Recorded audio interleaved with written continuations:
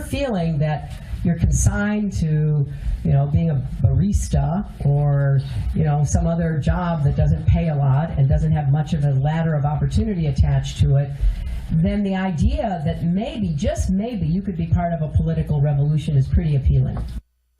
Joining us now with reaction, former racial justice director for Bernie Sanders, Teslin Figaro is with us from the Washington Times, Charles Hurt, and the host of Justice, Judge Jeanine Pirro. Teslin, let me start with you. Look, I never would have voted for Bernie Sanders because he's a socialist. But Bernie seems genuine to me. Bernie seems real. Bernie believes everything that I think he says. You listen to Hillary behind closed doors and, living in mommy and daddy's basement, children of the Great Recession. Now, either she's trashing Bernie Sanders supporter or she's making an admission that Barack Obama's economy has been horrible and he hasn't fixed the economy in 8 years as president. So which one do you think it is?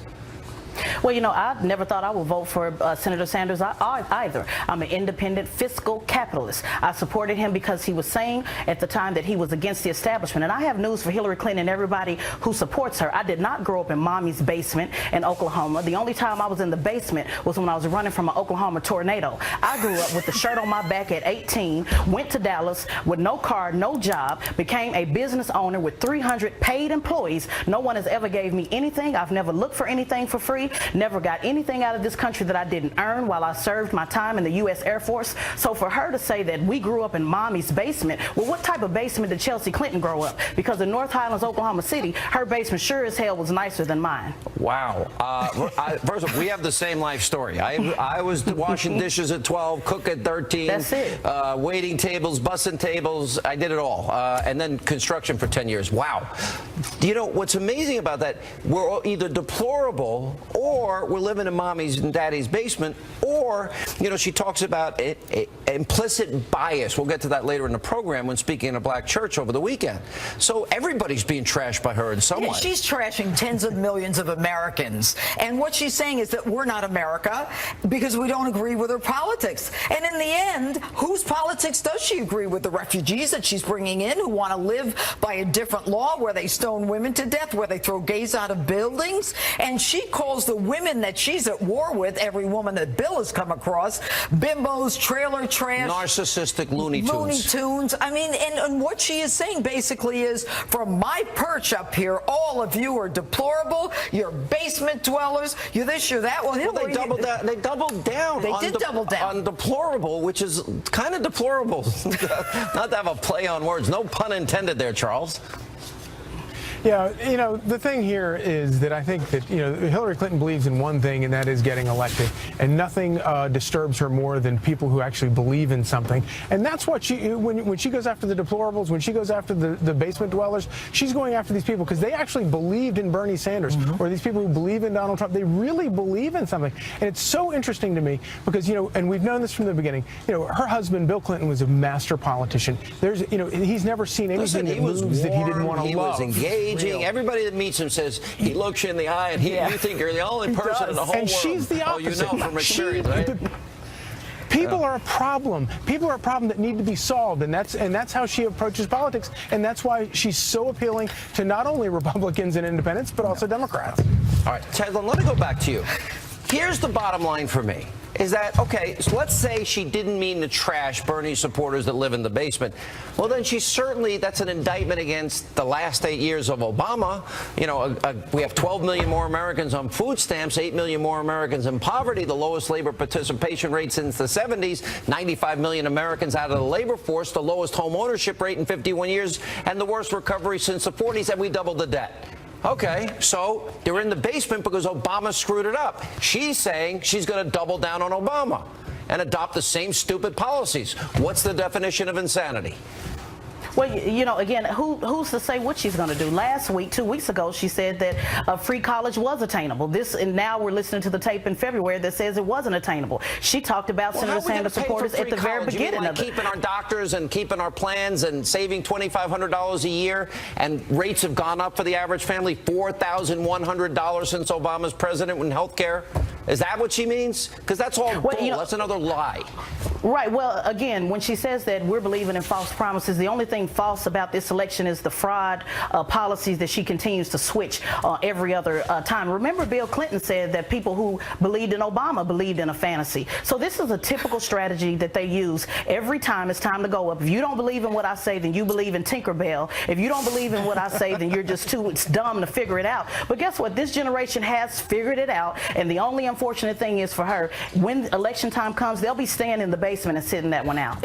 You know, what she's trying to do is right now she's trying to get Bernie supporters. Now, right now, Bernie supporters are on the fence. Most of them are still angry because she and the DNC opted to make sure that Bernie Sanders didn't get the nomination. And now she's criticizing Bernie Sanders. I mean, she's just dug a hole with Sanders supporters. But the problem is Sanders do you think this is going to impact the election, though? Do you think? Yeah, absolutely. If they stay home, it will definitely impact the election. If Bernie Sanders people stay home, Donald Trump's the president. He's going to win. Well, guess what? They're not on the fence. They decided to go ahead and stay and move forward towards the promised land. The only person to jump the fence was Senator Sanders, who folded like a napkin, unfortunately. And so now he's out there having every awkward moment, like a Governor Johnson awkward moment, to be out there pushing for the same person that he said not to believe in. So we're not on the fence. We're very clear about what we believe in. She canceled 2 events in Iowa and Wisconsin with Sanders, I think, because of the comments. I think so, too. And by the way, I don't blame Bernie for being mad. Bernie and I, years ago, had a fight. But you know what? He believes this crap.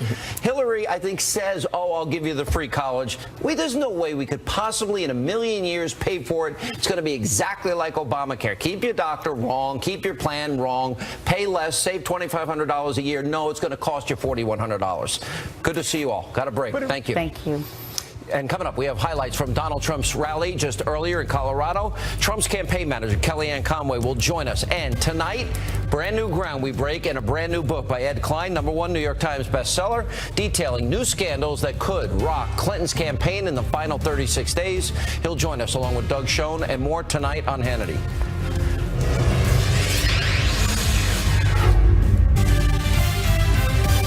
Now, we're only 36 days away from the presidential election, and today, Donald Trump, he was campaigning in the battleground state of Colorado. Here are some of those highlights. It's great to be here today in Laramie County, in the beautiful state which we're going to win of Colorado. Beautiful. We can't have 4 more years of Barack Obama. We can't. And crooked Hillary will be worse. She'll be worse. So get those ballots in. We can't beat anybody right now. We don't beat ISIS. Can you imagine General George Patton? He's right now spinning in his grave. Can you imagine this? Can you imagine General Douglas MacArthur? We can't beat ISIS. They wouldn't know what you're even talking about. But I'll tell you one thing they wouldn't do. They wouldn't go on television to announce that very soon we're going after Mosul. Did you see that? They announced we're going after Mosul. Why do you have to talk? You do it. You do it.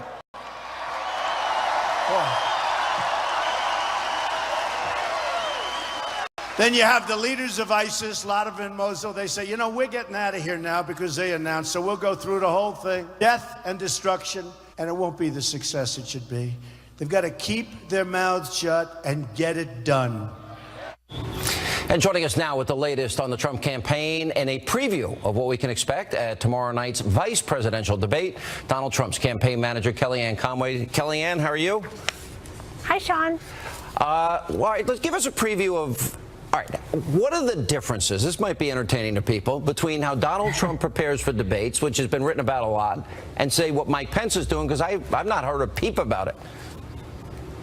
I've worked with Mike Pence for a number of years as his pollster and senior advisor, and he has been doing mock debates with Governor Scott Walker, and he's been preparing with his senior staff. And I think you're going to see tomorrow a feisty Mike Pence take on the record of Hillary Clinton and hold her accountable for the failures of her policies as Secretary of State, also as United States Senator. Talk about an unremarkable record. And certainly if she wants to continue forward with Obama administration policies, hold her to account, Sean, on what she thinks of Obamacare. Obamacare? Would she bring us to a Bernie Sanders type single payer system, especially after we just found out she insulted all those Bernie Sanders voters? You add those millions of people to the tens of millions she said were deplorable and irredeemable, and you're getting like up to a quarter to 30% of the country that she just doesn't like. And I think in Mike Pence, I hope he'll take some time to talk about his remarkable record as governor of Indiana. He cut the unemployment rate in half. He gave a 5% across-the-board tax cut to both employers and individuals. He has an unbelievable record on manufacturing jobs. He expanded school choice and charters. He came up with an innovative free market plan in response to Obamacare called the Healthy Indiana Plan. And he's a great guy, and he's trusted by people. He's 12 years in Congress, including 10 years in the Foreign Relations Committee. When he was as governor of Indiana, he's cut the unemployment rate. Tim Kaine, it went up when he was governor of Virginia. Right there, you've got a great talker. You know, at the end of the day, to me, this election is about big issues. And I know during debates that Hillary doesn't want to talk about, she'd rather talk about birtherism and what Donald Trump said 25 years ago. And, you know, to me, it's about, okay, we're going to cut taxes or raise taxes. We're going to have originalists on the court or activist judges. Are we going to fire coal miners and put coal companies out of business, or be energy independent? Are we going to, you know, kind of a president that can say radical Islam or can't? Somebody will vet refugees or not vet refugees, build a wall, not build a wall. The role of the U.S. in the world, education, fixing the VA. There's such, I can't think of one issue they agree on, meaning Trump and Hillary. That's right. There's such a contrast. And you're right, Sean, at the fundamental level, this election is about what it's always been about: the past versus the future, change versus status quo, a disruptive outsider versus someone who just screams and reeks of everything Washington. And by the way, so does her running mate, Tim Kaine, who you'll see on that debate stage tomorrow night.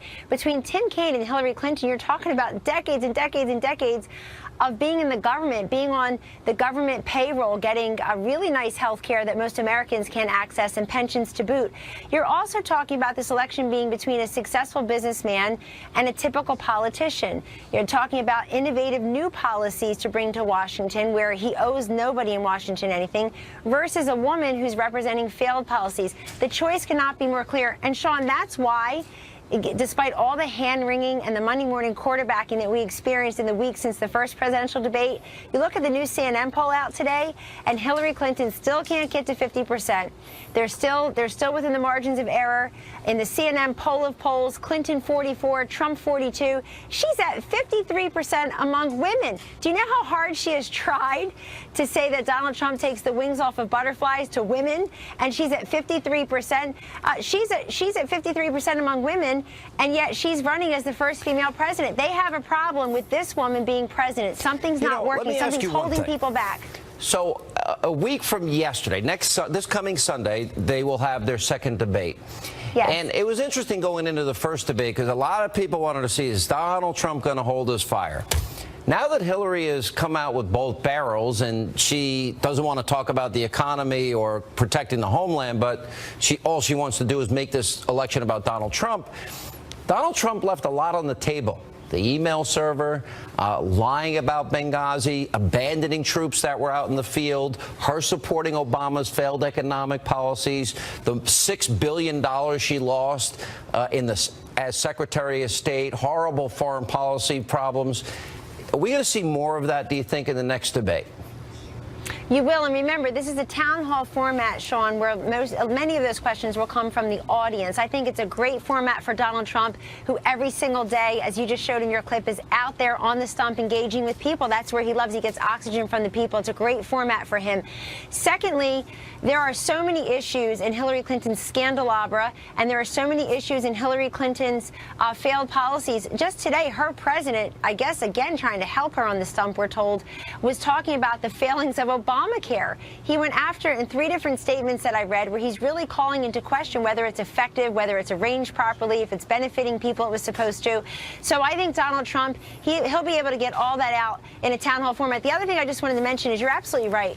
Donald Trump got zero credit from the naysayers and his detractors on how gracious and restrained he was. He wasn't going to do. They all thought he was going to come out guns blazing, firing, making crazy comments about Hillary. But that didn't happen. So you can't win for losing, I guess, if you're running a campaign. I wouldn't want your job. I don't care what you're being paid. It's not enough. Well, I appreciate that, Sean. I just want to say this about the debates, though. I think we're also missing the things that Donald Trump did say successfully last week in that first debate. He did get out that she's been there for 30 years, so what the heck has changed? Why would we entrust her as a change maker when 70% of Americans say they want this country to go in a new and different direction? What possibly credentials her to make that change? He talked about her failures on trade. He talked about the fact that she and her boss, President Obama, had created a vacuum in which ISIS arrived. But you're right, to put onto the table all of the Hillary Clinton problems and put them out there and weave them into his answers. I think you're going to see a lot of that next Sunday. We're really excited for Mike Pence tomorrow and for Donald Trump next Sunday. All right, Kellyanne, thanks for being with us. When we come back, author Ed Klein, #1 New York Times bestseller, has a brand new book about the Clintons. Just how far will they go to cover up their transgressions? He joins us next, along with Doug Schoen. Also, over the weekend, the liberal New York Times released an article about Trump's taxes, but what about the Clintons? We're going to expose the out-of-control liberal hypocrisy. We'll check in with Anthony Scaramucci, Eric Bolling, and much more tonight on Hannity. And welcome back to Hannity. A brand new book is exposing some very disturbing new details about the Clintons. Guilty as Sin by Ed Klein is out in bookstores tomorrow. Ed joins us now, along with the author of Putin's Master Plan, former Clinton pollster, Fox News contributor Doug Schoen. By the way, they just released this statement. Let's see, about Ed Klein's writings have been shunned by all but the extreme fringes of the internet, and anyone who claims to be a legitimate media outlet should be ashamed to report it. By the way, is this like calling Monica Lewinsky a narcissistic Looney Tune? Right. The same thing? Or drag a dollar bill through a trailer park? It's kind of the same, right? If they had any real proof that this was wrong, they should bring the people forward and say, no, I didn't tell Klein that. But they never, ever do that. All they do is throw But mud your background as a real reporter, you were the I was the editor-in-chief of the New York Times Magazine, the foreign editor of Newsweek. What happened to you? I mean, you became normal. You grew out of that liberalism, I guess. All right, but that's what they always do. So they release a statement. They trash you. They trash the book. A rambling news screed in line with the rest of his work is discredited fiction. Okay. That's what they do. But that's what they've also done to all these women. That's right. And you talk about he's not changed. You're talking about interns at the Clinton Library in Arkansas giving him foot massages? 20-some-year-old interns, like Monica was 20-some years old, right? Yeah. Giving him foot massages in his penthouse apartment in Little Rock. Does Hillary know about this? You know, I mean, you can't make this stuff up. And I've interviewed these women who did it. You did? Yes. And they're proud of it. Yeah, you did mention that. They say, you know, oh, I get to do it to a president. Touching the president is very thrilling, is what they say. Well, what is your take on this? My take is the more discussion there is of the Clintons' personal life, the better it is for their election campaign. Well, why do you I know you've said that to me before, but why do you believe that? Here's why I believe it. The issues in this country work to the advantage of Donald Trump.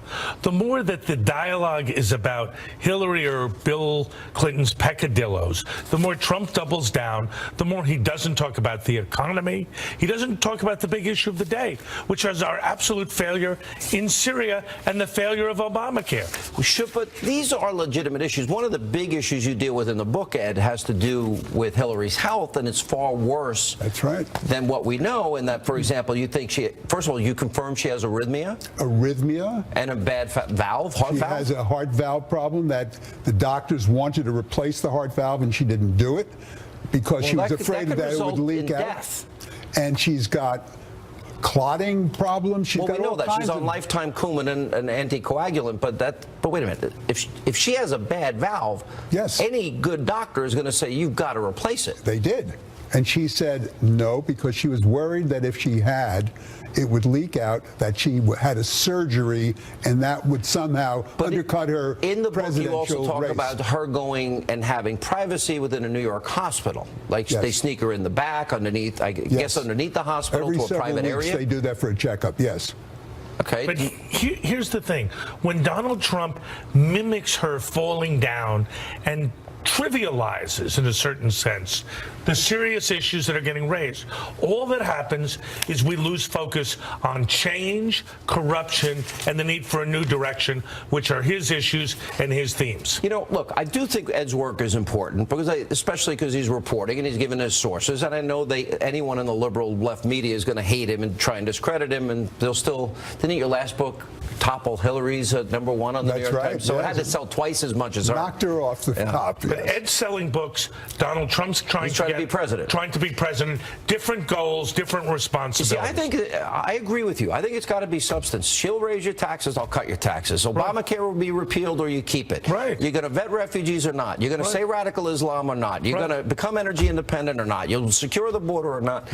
There's such deep and profound differences. Sean, if you just take those lines, transport them to Donald Trump, and he says them for the next 35 days. Just that. She'll do this, I'll do that. Right. That's better than anything Donald Trump has done on the campaign trail in the last 10 days. I'd also tell him to talk about the worst recovery since the 40s, lowest labor participation in the 70s, 12 million more Americans on food stamps, 8 million more in poverty. Look, if doubling of the debt. Donald Trump, Steve Bannon, and Kellyanne Conway are watching this segment, they should memorize what you've said, because it's the most important thing they could bring. Well, you know, nobody listens to me.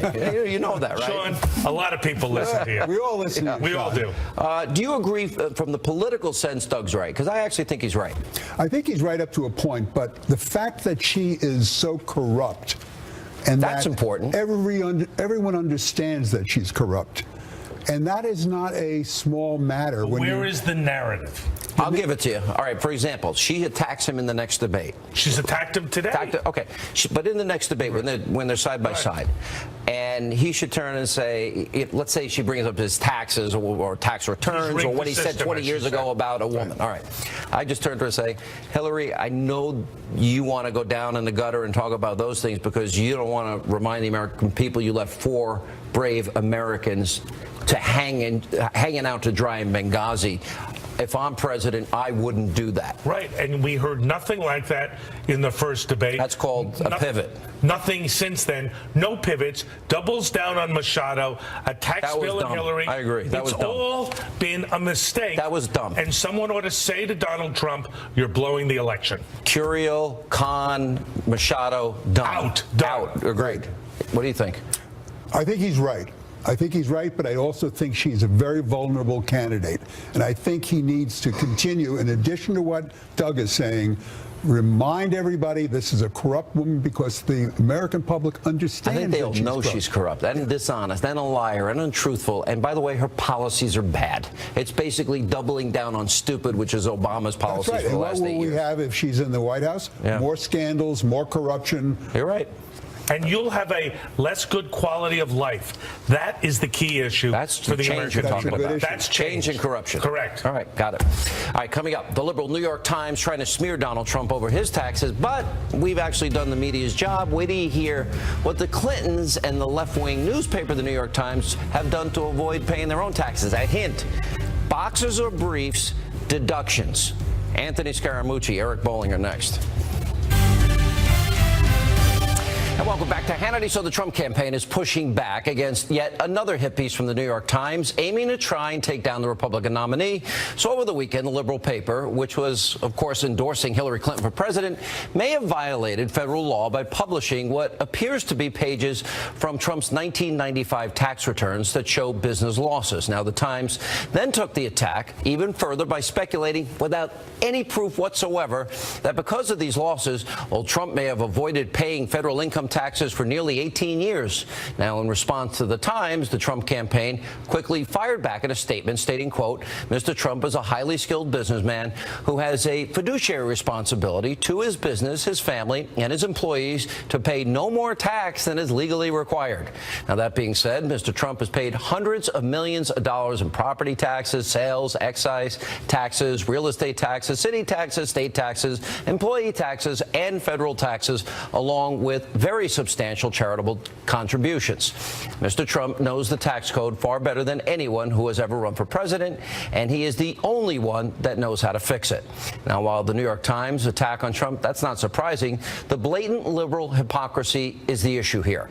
Now, while the Times is trying to paint Trump without any proof as someone who is a tax dodger, well, they kind of failed to tell you that according to Forbes, well, that newspaper, they didn't pay any federal taxes in 2014. And predictably, Hillary Clinton has gone after Trump over the story while ignoring her own attempts to lower her tax bill using the law. In 2014, Bloomberg reported that the Clintons, who support the death tax, well, they took steps to avoid paying what they normally owe under proposals that they champion. And according to the Washington Post, the Clintons have gone to extremes to save even a few bucks on their taxes, including writing off Bill Clinton's donated used underwear in 1993. Big question is whether or not it was boxers, tighty whities. I don't know. Now, the Clintons were also willing to take a handout from donors to cover massive legal bills from their many lawsuits during their time in the White House. And according to the Washington Post, well, Clinton's allies, they raised more than $4.5 million to cover those expenses, including the $850,000 they paid Paula Jones. Here with reaction, author of Wake Up America, co-host of The Five, our friend Eric Bolling, and Trump Campaign national finance member and co-host of Wall Street Week on the Fox Business Network, Anthony Scaramucci. All right. The Clintons, they used every tax deduction. They, in 2015, they claimed a $699,000 loss. But again, the real issue is that what used to be called the fourth estate, Sean, is now part of the state. The mainstream media is now an organized member of the state, prosecuting the way Pravda used to do for the Soviet Union. Yeah. It's a coordinated attack against well, it's true. the It's opponent. illegal, and the same. It's they ridiculous. Wouldn't publish the global warming papers that came out on global warming gate, Eric. So, you know why the Clintons are having such a hard time dealing with this? Because they've never had a business risk. They've never had a business loss. They've never had to take risk in business to try and make a profit. They just simply have lived off the taxpayers' money or lived off the donations of people who are trying to buy influence. So I went back a little bit, Sean. Look, Henry Ford went bankrupt 2 times and then became a in today's dollars, multi-billionaire. But even more importantly, Warren Buffett is a liberal hero. He's a hero to the Clintons, too. I did a little homework. I found out in 2014, Warren Buffett lost $873 million in a company called Energy Futures Holding Corp. Now, let me ask you something. Do you think Warren Buffett has said, no, you know what? I think the country needs this. I'm going to let you eat. I'm going to eat this loss. I'm going to let you keep the rest of that money, and I'm not going to declare a tax deduction on all the profits going forward. Unlikely. More likely is that he's using the same exact tax code that Donald Trump used after the 1995 But they made loss. a big assumption here. And by the way, they used the tax code over the New York Times, but the net loss carry forward would have been from 95 to what? 2010? We don't know. We don't know. Well, We have no you get idea. 3 years prior and then 15 years forward. That's it. where the 18 years comes from. But listen, Judge Leonard Hand, Oliver Wendell Holmes, they've all said the same thing. Yep. Famous cases saying, Sean, you don't have to pay any more than what you have to legally and what's allowable inside the IRS code. That's all Mr. Trump has done. Well, it's a otherwise free, he'd be in jail. Of course. It's a right? free enterprise system, and they're trying to convert that as well. Well, Hillary has contacts at the Justice Department and the FBI. Maybe Bill can meet Loretta Lynch on a plane, and maybe James Comey can get on the case and they can get off Trump's back in terms of audits. Here's an interesting thing she said today. She said, how could one guy lose $1 billion? Now, Trump, he personally guaranteed the loans in question here. Here's what's interesting. There's a Washington Free Beacon piece. As Secretary of State, the State Department misplaced $6 billion, according to an Inspector General report. $6 billion.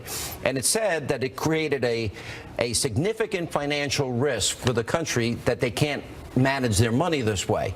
$6 billion. The only difference is it's not her money. It's never her money. It's never her money. Tax code, 74,608 pages long. And honestly, the bottom line to all this is he did nothing illegal. He used the tax code the way any American would, or any business owner would and should. But it's also the way the Clintons and the New York Times has, and Warren Buffett and anyone else who's in the business. And the bottom line is the reason why they can't understand how someone could lose $915 or $16 million because they've never taken risk before. If you've never taken risk, by the you don't know way, what it's like there to is lose. some backstory to this. I talked to Larry Kudlow today, who's a friend of all of ours, and he pointed out that a lot of the losses were created because of government regulation in the tax law, where secondary investors were finding their benefit. In other words, they changed the law in terms of secondary investors' ability to write off losses, and as a result, they all pulled their money out, which caused a lot of what happened in Atlantic City. Yeah, so again, and Mr. Trump has said that consistently, that the regulations at the time hurt the casino business and caused him to eject himself from the deal. So that was actually a smart business move by him to remove himself from Atlantic City. Yeah, well said. But Sean, Halloween, I'm going as a tax shamer.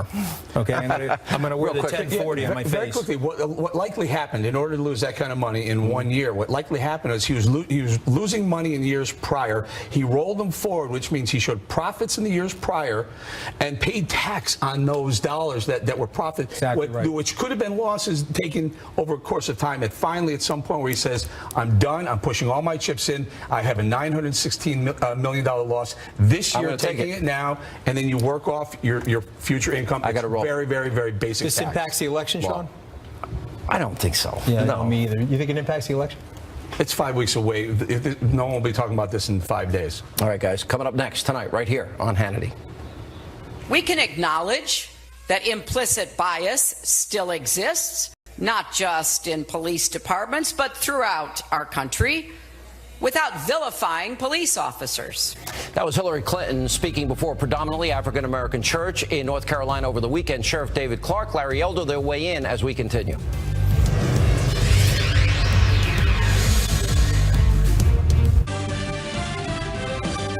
Welcome back to Hannity. So over the weekend, Hillary Clinton spoke at a predominantly African-American church yesterday in Charlotte, North Carolina. Let's watch this. I'm a grandmother, and like every grandmother, I worry about the safety and security of my grandchildren, but my worries are not the same as black grandmothers. We can acknowledge that implicit bias still exists, not just in police departments, but throughout our country, without vilifying police officers. We can call for reforms to policing while still appreciating the many courageous and admirable officers out there who are doing their jobs with honor and integrity. They say that all of our problems would be solved simply by more law and order, as if the systemic racism plaguing our country doesn't exist. Here with reaction, Milwaukee County Sheriff David Clark and Salem nationally syndicated radio host Larry Elder. All right, so first it's Larry, it's deplorables. Then it's Bernie Sanders supporters living in mommy's basement. And then it's, well, we all have this implicit bias that exists all throughout the country. So I guess everybody is now officially trashed by Hillary. Maybe she has implicit bias. Her mentor was a former Klansman. Bill's mentor was a former segregationist. You know, Robert Byrd and J. William Fulbright, they supported the Confederate flag in Arkansas. So maybe she's just talking about herself and projecting. My objection, Sean, is to this expression she just now used, systemic racism. What the hell does that even mean? Obama's been in charge of the government for 8 years. We've had back-to-back black attorneys general. How come they haven't fixed it? Police shootings of black people are very, very rare. If by systemic racism she's talking about the large number of inner-city black kids who are killed by other black kids, then let's talk about that.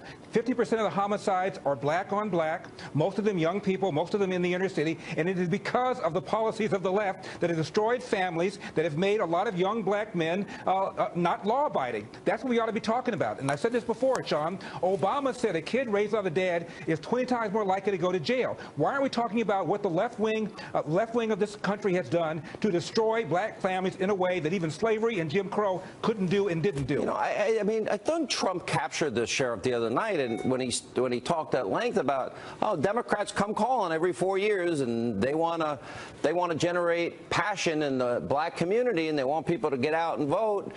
But what have we done to help the black community? 58% increase blacks on food stamps under Obama, 20% increase blacks out of the labor force, and then black unemployment higher than the national average, nearly double. Black home ownership down.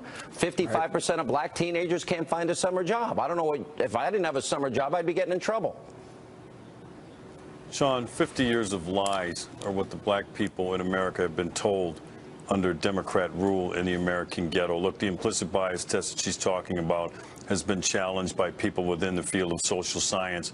In other words, their own peers are saying that test is not credible, it's not reliable. Maybe she's a racist. She should speak for herself. I'm not. The only racism that I see on display is that from the Democrat Party that keeps black families shackled to the new plantation. The cotton field has been replaced by the American ghetto, where black people cannot find meaningful work. Their kids are shackled to failing public schools. They live in neighborhoods that are crime-ridden, violence, murder's been up under the first black president. So you can go on and on and on. I've told black people over and over and over again to free themselves from the Democrat Party, quit the Democrat Party, shop your vote around. Look, Donald Trump has made an offer: better schools, more jobs, safer neighborhoods. Make people earn your vote. And if nothing else, if you don't want to vote for Donald J. Trump, I would suggest, just a suggestion, sit this one out, do a Colin Kaepernick, take a knee on the presidential race and vote down ticket, but stay out of the presidential race. I would call it a now take it a Kaepernick. Larry, will we see a shift in voting patterns in the black community because of, decade after decade of failure? The worst schools often are in black communities. We haven't fixed them. I certainly hope so, because as you pointed out, Obama has not delivered on the primary reason that black people voted for him, which is the economy. And we've had two recent studies, one by a Harvard economist named Roland Fryer, another one by some researchers at Washington State, that show, and get this, cops are more reluctant, more hesitant to pull the trigger against a black suspect compared to a white suspect. So the whole premise, Black Lives Matter, is flat out not true. Police shootings against blacks are down 75% over the last 45 years, according to the CDC. It is rare for a black person to be killed by a cop, let alone a white cop killing an unarmed black person. What's not rare is for a black person, young black person, to be killed by another black person. Yeah. The number one preventable cause of death for young black people is murder. The number one preventable cause of death for young whites is car accidents. So that's what's going on here. But every 4 years, every 2 years, Sheriff, there it is, the same thing. Democrats, they play the race card. And I got to be honest, it's been effective over the years. Otherwise, they stopped doing it. The voters. They've been hoodwinking the voters for 50 years. Look, Mrs. Bill Clinton cannot point to one thing that has improved in the American ghetto after 50 years of voting monolithically for Democrats. Black people just need to open their eyes, take a look around. Inadequate housing, high infant mortality rate, gang and drug involvement, failing schools, no jobs, on and on and on. It is high time in America for black people to make this political class earn their vote and stop just giving it away. All right, guys, good to see you both. Appreciate it. Got it. And coming up, we need your help. A very important question of the day is straight ahead.